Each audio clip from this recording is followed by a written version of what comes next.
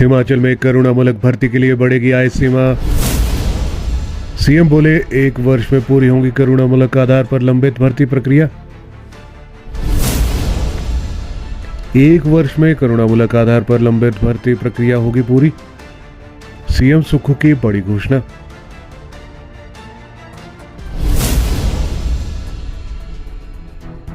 हिमाचल में करुणामूलक आधार पर नौकरी का इंतजार कर रहे जरूरतमंद लोगों के लिए राहत भरी खबर है। प्रदेश सरकार अब जल्द ही करुणामूलक आधार पर नौकरी की प्रक्रिया शुरू करने वाली है। इसको लेकर सीएम सुक्खू ने बड़ी घोषणा की है। साथ ही सरकार ने करुणामूलक भर्तियों के लिए आय सीमा बढ़ाने का भी निर्णय लिया है। मुख्यमंत्री सुखविंदर सिंह सुक्खू ने करुणामूलक आधार पर लंबित रोजगार संबंधी मामलों की प्रक्रिया को 1 वर्ष के भीतर पूर्ण करने के निर्देश दे दिए हैं।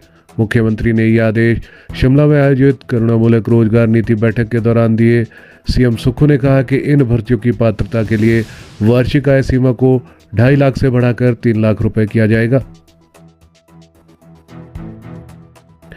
3 चरणों में निपटाए जाएंगे मामले। मुख्यमंत्री सुखविंदर सिंह सुक्खू ने कहा कि करुणामूलक आधार पर लंबित मामलों को 3 चरणों में निपटाया जाएगा। पहले चरण में विधवा और 45 वर्ष से कम आयु वर्ग के उन आवेदकों को प्राथमिकता दी जाएगी जिनके माता पिता नहीं है।